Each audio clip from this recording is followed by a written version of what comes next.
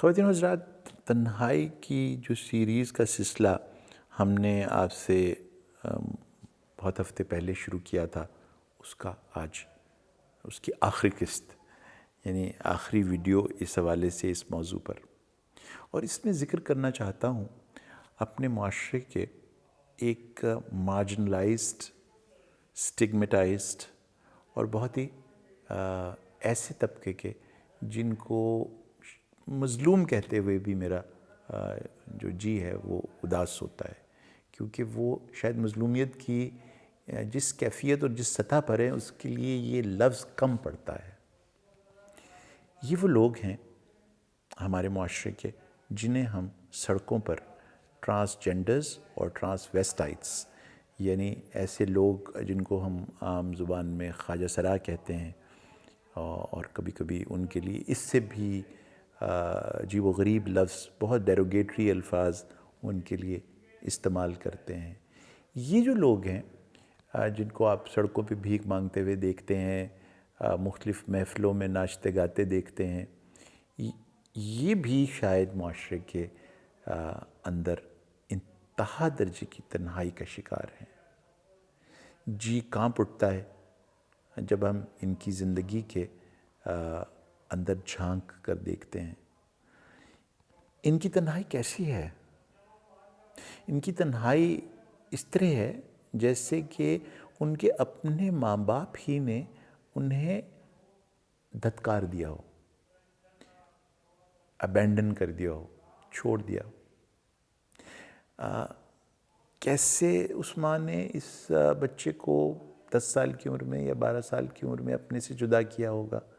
کیسے یہ دونوں ماں باپ نے طے کیا ہوگا کہ تم اب ہمارے گھر سے چلے جاؤ، کیونکہ اگر تم یہاں رہے تو یہ جو باقی تمہارے بہن بھائی ان کے رشتے نہیں ہوں گے۔ تو یہ جب یہاں سے نکل کے اور اپنے کسی گرو کے پاس پہنچتا ہے اور ایک بھیانک زندگی کا آغاز ہوتا ہے، اس زندگی میں کیا ہے وہ ایک علیحدہ موضوع ہے۔ اس کو بھیانک میں نے کیوں کہا، یہ میرے خیال میں آپ کی نظروں سے شاید اوجھل تو ضرور ہو، لیکن آپ کے ذہن سے اوجھل نہیں ہوگا، اور آپ جانتے ہیں کہ وہ زندگی کے جو پہلو ہوتے ہیں وہ کیا ہوتے ہیں۔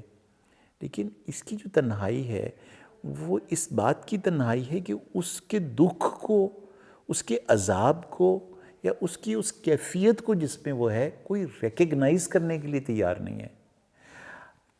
تو اس کی تنہائی ایک عجیب تنہائی ہے، یعنی وہ جو ہے وہ کسی کو بتا نہیں سکتا، جس کو بتانا چاہتا ہے وہ اس کو ایکسیپٹ کرنے کے لیے تیار نہیں ہے۔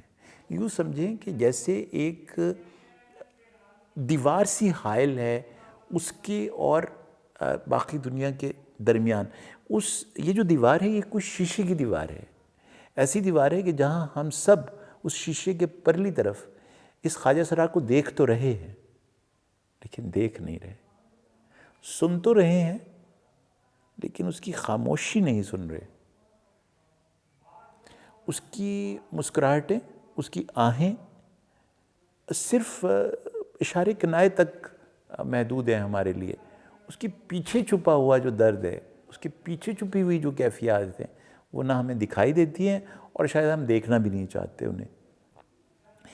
یہ جو تنہائی ہے اس کو کیسے دور کیا جائے؟ سب سے پہلی ریکوائرمنٹ تو یہ ہے کہ ہمارے آئین میں بھی اب بہت سی ترامیم اس حوالے سے ہو گئیں، اور اب میں نے سنا ہے کہ ان کے لیے مختلف جگہوں کے اوپر باقاعدہ سیٹس رکھی جائیں گی، شاید کورٹ نے اس بارے میں کوئی احکامات بھی جاری کیے ہیں۔ اصل بات یہ سٹیپس نہیں ہیں، اصل بات یہ ہے کہ ان کی تنہائی اس وقت شروع ہوتی ہے جس وقت آپ ان کی تنہائی کو ختم کرنے کی کوشش کرتے ہیں۔ میرے اس جملے پر غور کیجیے گا، جس وقت آپ ان کی تنہائی کو ختم کرنے کی کوشش کرتے ہیں، اس لمحے ان کی تنہائی کی شدت اپنے عروج کو پہنچ جاتی ہے۔ کیسے؟ اس لیے کہ جس انداز سے آپ انہیں اپروچ کرتے ہیں تو اس پر تو پھر مجھ پہ احسان جو نہ کرتے تو یہ احسان ہوتا۔ جن نظروں سے آپ اس سے گفتگو کرتے ہیں، جن الفاظ کے چناؤ کے ساتھ آپ اس سے بات کرتے ہیں، جو کانٹینٹ ہے آپ کی اسپیچ کا، اس کے اندر چھپی ہوئی جو ایک حیوانیت ہے مخاطب کرتے ہوئے اس سے تو خود انسانیت کو ڈر لگتا ہے. تو کاش آپ نے اس کو نہ ہی اپروچ کیا ہوتا ہے، آپ نہ ہی کوشش کرتے اس کی تنہائی کو ختم کرنے کی. تو اس کی تنہائی کیسے ختم ہوگی؟ ایک نظر عزت کی نگاہ سے اس کو دیکھ لینا، اس کو مخاطب کرنا کسی نام سے جو اس کا پریفرڈ نام ہو، صاحبہ یا صاحب لگا کر. جب آپ اس کو وہ عزت و تکریم کی نگاہ سے دیکھیں گے تو تب اس کی تنہائی ختم ہوگی. ذلت و رسوائی کی نگاہ سے اور اس سے بات کر کے آپ اس کی تنہائی میں اضافہ کر رہے ہیں. بس ایک سمپل انٹرونشن ہے جو میں آپ تک پہنچانا چاہتا ہوں. اس کو 100 روپے کا نوٹ نکال کے دے دیا اور اس کو 500 روپے دے دیے. طرح طرح کی باتیں مشہور ہیں کہ قائصرہ کو اگر آپ پیسے نہیں دیں گے تو پھر آپ پتہ نہیں کہ آپ کو بددعا دے دے گا. ارے بددعا تو وہ آپ کو اس بات کی دے گا کہ جو انداز آپ نے اس سے گفتگو کا اختیار کیا ہے، جو کانٹینٹ ہے آپ کی گفتگو کا، اس کی بددعا ہے. اور وہ یقیناً ہے.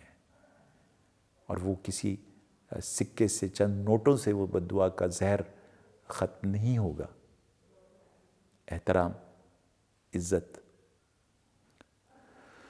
یہ وہ چیزیں ہیں جس سے اس کا جو احساس محرومی ہے، اس کی جو مارجنلائزیشن ہے، اس کی جو تنہائی ہے، وہ شاید کم ہو جائے. میں نے اپنے بڑوں سے یہ سیکھا تھا. انہیں کلاسیکل گانے سننے کا اور قوالیاں سننے کا بہت شوق تھا. تو انہوں نے ہمیں جب قوالیوں میں بٹھانا شروع کیا اپنے ساتھ، اور جب وہ کلاسیکل موسیقی میں ہمیں بٹھا کے وہ کلاسیکل موسیقی سنتے تھے نزاکت سلامت صاحب سے، تو انہوں نے ہمیں یہ بھی سکھایا تھا کہ ایک فنکار کو جب آپ نوٹ دیتے ہیں یا آپ انہیں کوئی رقم دیتے ہیں تو وہ ایک نذرانہ ہوتی ہے. وہ یوں کر کے تماشائی بن کر نہیں دیا جاتا نذرانہ. تو وہ باقاعدہ ایک ہاتھ دوسرے ہاتھ پر رکھ کے اس کے اندر نوٹ کو چھپا کر اور اس کے پاس لے جاتے تھے، اور پھر وہ اس نوٹ کو اس انداز سے لیتے تھے کہ کسی کو یہ اندازہ بھی نہ ہو کہ انہوں نے وہ نوٹ کتنی ویلیو کا تھا اور انہوں نے کیسے ریسیو کیا ہے. اس کے اندر ایک عزت و احترام کی ایکسٹریم تھی جس سے وہ نوٹ ایک فنکار کو دیا جاتا تھا. مجھے یہ لگتا ہے کہ یہ جو اس کی عزت اور پریزرویشن آف ڈگنیٹی تھی نا اس فنکار کی، وہ بہت بڑی رقم سے کہیں زیادہ تھی جو انہیں دی جا رہی تھی. مجھے یہ لگتا ہے کہ ہمارے یہ جو خواجہ سرا ہیں، اگر آپ ان کی کوئی خدمت بھی کرنا چاہتے ہیں، آپ ان کو کوئی پیسے بھی دینا چاہتے ہیں، تو کاش آپ انہیں ایسے عزت و احترام کے ساتھ وہ رقم دیں کہ جس سے ان کی ڈگنیٹی میں اضافہ ہو جائے.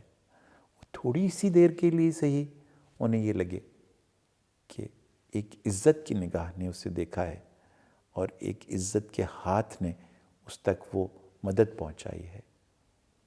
مجھے یہ لگتا ہے کہ اس سے اس کی تنہائی میں کمی ہو جائے گی.